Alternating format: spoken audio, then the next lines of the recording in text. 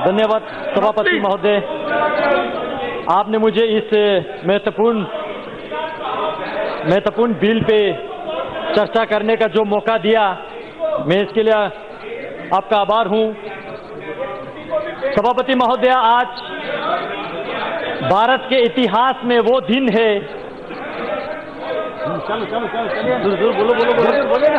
सभापति महोदय, आज भारत के इतिहास में वह दिन है जो गलतियां पंडित जवाहरलाल नेहरू जी के लीडरशिप में कांग्रेसों ने किया, उस गलती का एक रेक्टिफिकेशन होने जा रहा है और हम सब इसका स्वागत करते हैं। बहुत सारे लोगों ने, अध्यक्ष महोदय,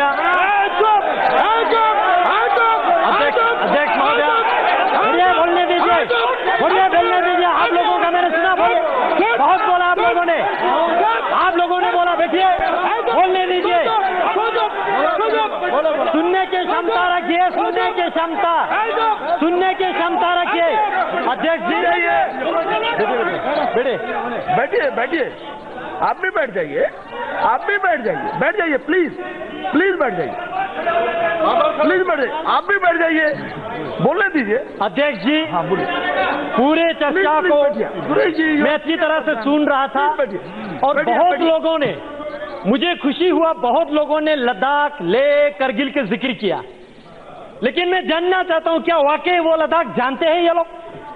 आज तक बीते 71 साल 7 डेकेड्स लद्दाख को बिल्कुल अपनाया नहीं, बिल्कुल फेंक के रखा वहां पे और वक्तव्य दिया इसी सदन में। वो जमीन है का टुकड़ा है जहां पे एक तिनका का घास नहीं उगते हैं। ऐसे वक्तव्य देने वाले क्या लद्दाख को समझते हैं? क्या लद्दाख के विशेष संस्कृति को जानते हैं? क्या लद्दाख के भाषा को जानते हैं? क्या लद्दाख के रहन सहन, खान पान, वहां के ज्योग्राफिकल कंडीशन, क्लाइमेटिक कंडीशन, जो दुर्गम क्षेत्र है, क्या वो जानते हैं या खाली किताबें पढ़ के बोल रहे हैं? अध्यक्ष महोदय, लद्दाख ने पिछले 71 ईयर यूटी के लिए संघर्ष किया। हम भारत देश के अटूट अंग बनना चाहते थे। 1948 मई 4 तारीख को पहला ज्ञापन लद्दाख बुद्धिस्ट एसोसिएशन के तब के प्रेसिडेंट ने पंडित जवाहरलाल नेहरू जी को दिया था, तब के प्रधानमंत्री जी को।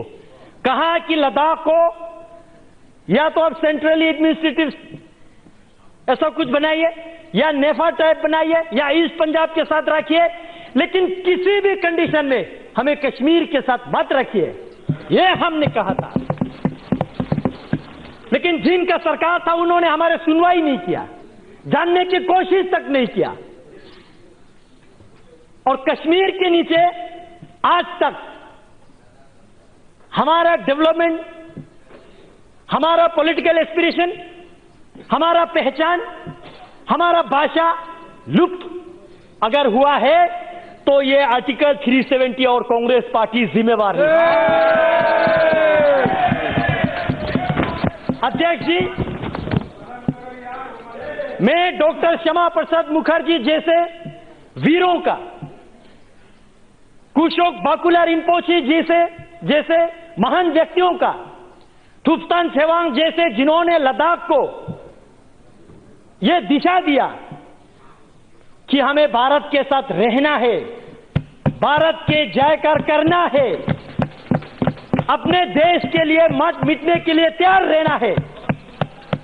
और आज तक बहुत सारे यहां पे हिस्ट्री का रेफरेंस दे रहा था, मैं याद दिलाना चाहूंगा, चाहे 1965 के वार हो, 1971 का हो या 1999 का हो या 1948 के कबीले हमला का हो, इतिहास चेक करके देखिए, लद्दाखी ने हमेशा बलिदान दिया, हमेशा देश के लिए मर मिटने के लिए तैयार रहा। लेकिन दुर्भाग्य की बात है, आज यहां पे मेरे साथी कश्मीर के ऑनरेबल मेंबर पूछ रहे थे, धारा 370 हटने से क्या खोएंगे? मैं एक चीज जरूर कहना चाहूंगा, एक चीज जरूर खोएंगे वहां, 2 परिवार का रोजी रोटी खोएंगे और कुछ नहीं खोएंगे।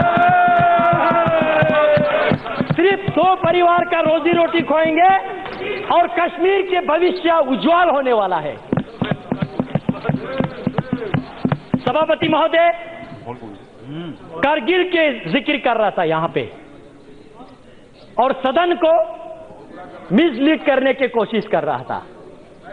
मैं कारगिल से चुन के आता हूं, मैं गर्व से कहता हूं कारगिल वालों ने यूटी के लिए वोट दिया है। मैं याद दिलाना चाहता हूं सदन को 2014 के पार्लियामेंट्री इलेक्शन में यूटी हमारे लद्दाख के टॉप मैनिफेस्टो पे था और लद्दाख वालों ने मेजॉरिटी ने यूटी के लिए वोट दिया। 2019 के इलेक्शन में फिर हमने यूटी को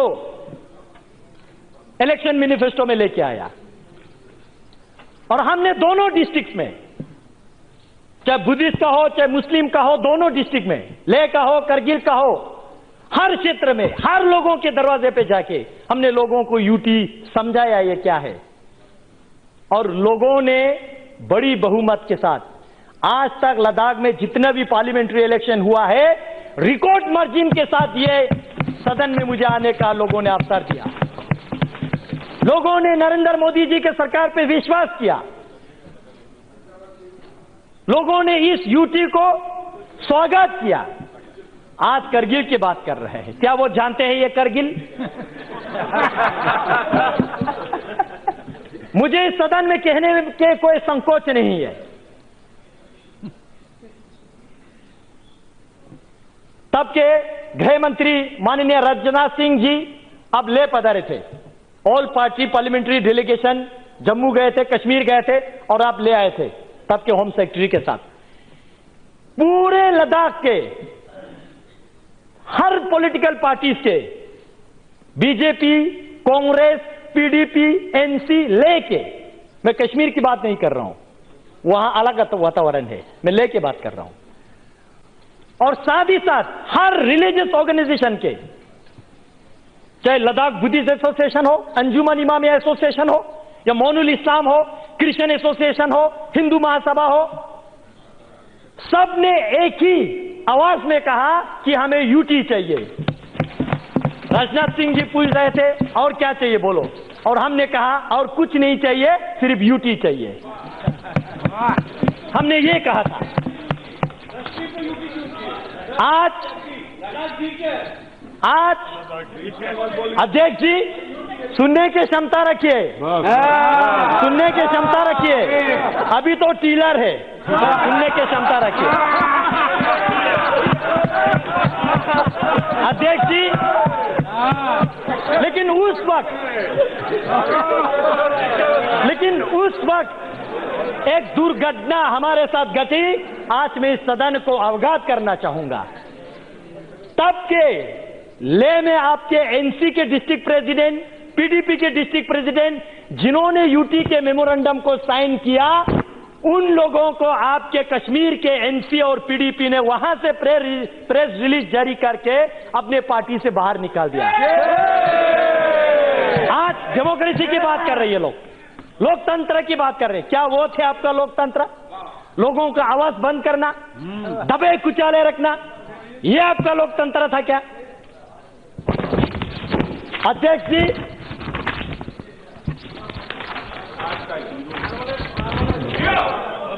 जी, मैं कल 11 बजे राज्यसभा के चर्चा शुरू होने से अभी तक मैं सुन रहा था, बहुत लोगों ने इक्वलिटी की बात किया।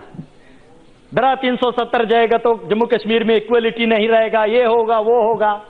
मैं सदन से पूछना चाहता हूं, आपके माध्यम से इस सदन में मैं उनको पूछना चाहता हूं जो ऐसा वक्तव्य देते हैं। आपने जब भारत सरकार से फंड लेते समय जम्मू कश्मीर लद्दाख तीनों क्षेत्र आप फंड लेके जाते हो, जब लद्दाख में विकास करने के लिए आते हो तो पूरे लद्दाख के फंड आप कश्मीर में खा जाते हो। क्या ये आपका इक्वालिटी है? क्या ये है आपका इक्वालिटी? जम्मू कश्मीर में 2 कैपिटल है, एक समर कैपिटल और एक विंटर कैपिटल। मैं पर्टिकुलरली मेंशन करके मैं आपको कह रहा हूं, दोनों वहां पे सिविल सेक्रेटरीट है। आप डेटा खोल के देखिए, उस सिविल सेक्रेटरीट में लद्दाख के कितना मुलाजिम है। क्या यह है आपका इक्वालिटी? अगर आप 1000 एम्प्लॉयज क्रिएट करते हो, जॉब क्रिएट करते हो, जम्मू वाले तो खैर लाख झगड़ के कुछ ले लेते हैं, लेकिन लद्दाख वालों को 10 नौकरियां भी आप नहीं देते। क्या यह है आपका इक्वालिटी? हसनैन मसूदी जी यूनिवर्सिटीज की बात कर रहे थे। मैं उनके साथ कांग्रेस वालों को याद दिलाना चाहता हूं। मैं कांग्रेस वालों को याद दिलाना चाहता हूं, आपने 2011 में कश्मीर में आपने एक सेंट्रल यूनिवर्सिटी दिया, जम्मू में एक सेंट्रल यूनिवर्सिटी दिया। जम्मू वालों ने लाट झगड़ के दिया नहीं, लाट झगड़ के लिया। लेकिन उस वक्त मैं स्टूडेंट यूनियन का लीडर था। हमने जम्मू में जितने पढ़ाई करने वाले स्टूडेंट को रोड पे लाके इनके खिलाफ काले पट्टी बांध के हमने सेंट्रल यूनिवर्सिटी का मांग किया। लद्दाख में एक भी हायर एजुकेशन के इंस्टीट्यूशन इन्होंने नहीं दिया। क्या यह है आपका इक्वालिटी? यह है आपका इक्वालिटी? हाल ही में यूनिवर्सिटी दिया तो नरेंद्र मोदी जी ने दिया।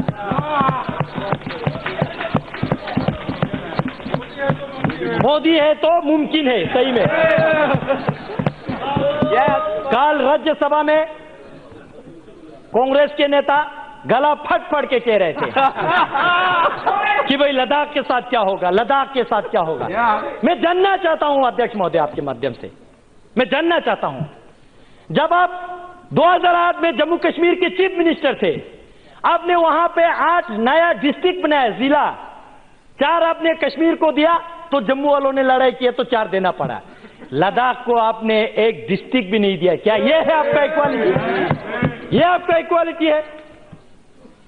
आज आप कहते हैं इक्वालिटी। हमारे भाषा लद्दाखी बोटी भाषा कहते हैं।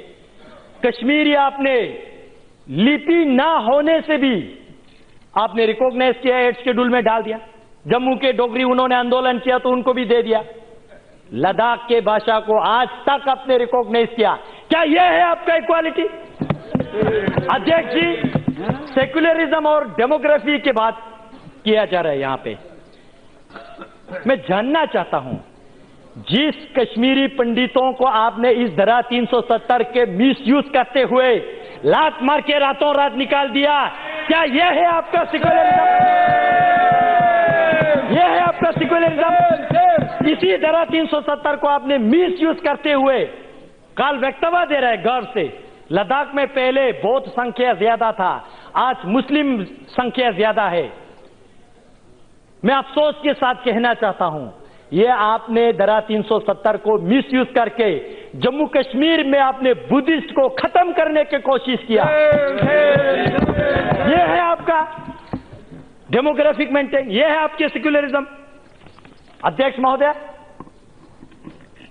यही जिन परिवारों ने, मैं नहीं कहता हूं कि वहां पे शासन किया, मैं कहता हूं राज किया, यही परिवारों ने 1979 में लद्दाख को बंटवारा किया।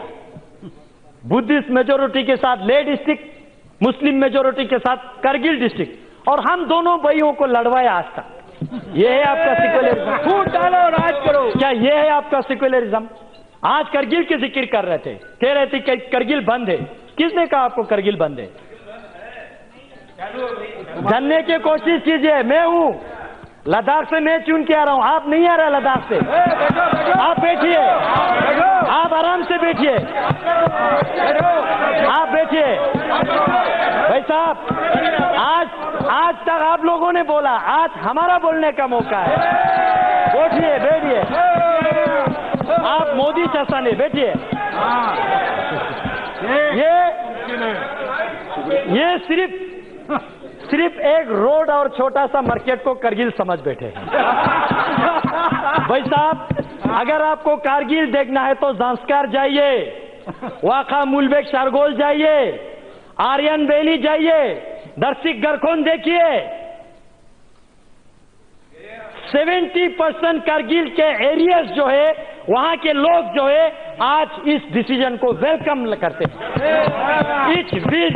इस बिल के समर्थन करते हैं।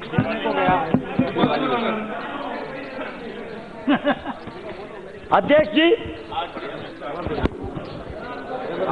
आज ये वही वक्तव्य दे रहा है अध्यक्ष जी सुनिए सुनिए, मौका दीजिए, बोलने की क्षमता रखिए। मैं आपकी तरह किताबें पढ़ के नहीं आता हूं, लेकिन ग्राउंड की रियलिटी महसूस करके। अध्यक्ष जी, कारगिल में जो अभी कह रहा है, ये इन्होंने फोन करके करवा रहा है। उनको भी नहीं पता है वो लोग क्या कर रहे हैं। उनको अपने भविष्य के लिए सोचना चाहिए, इनके जबान पे नहीं जाना चाहिए। ये अपने मुफ्त के लिए, अपने हित के लिए किसी को भी नचाएंगे। अध्यक्ष जी, और हीरो अध्यक्ष महोदय, बैठिए बैठिए, सुनने की क्षमता रखिए। अध्यक्ष जी, आज से 66 वर्ष पहले जनसंघ के संस्थापक डॉक्टर श्यामा प्रसाद मुखर्जी ने 1953 में जो उन्होंने संघर्ष लिया, एक देश में 2 विधान, 2 निशान और 2 प्रधान, नहीं चलेगा, नहीं चलेगा। और इसी के संकल्प में मैं गर्व के साथ कहता हूं, इनको नहीं पता लद्दाख वालों ने अभी क्या किया आज तक। 2011 में आज ये कह रहे कि हमारा झंडा जा रहा है, झंडा जा रहा है। भाई साहब, आपका झंडा तो लद्दाख वालों ने 2011 में नकारा है। लद्दाख ऑटोनमस हिल डेवलपमेंट काउंसिल ने रेजोल्यूशन पास किया 2011 में। जम्मू कश्मीर के जो झंडा लद्दाख ऑटोनमस हिल डेवलपमेंट काउंसिल की चेयरमैन, एग्जीक्यूटिव काउंसलर, जो कैबिनेट और डिप्टी मिनिस्टर के रैंक के होते, उनको उनके गाड़ी को लगता था, हमने उस झंडा को नकारा। हमने नेशनल एम्ब्लेम वाला वहां पे लगाया, क्योंकि हम भारत देश का अटूट अंग बनना चाहते हैं। ये है लद्दाख, क्योंकि हम मानते हैं आन देश की शान, देश की हम संतान है। 3 रंगों से रंग तिरंगा अपनी ये पहचान।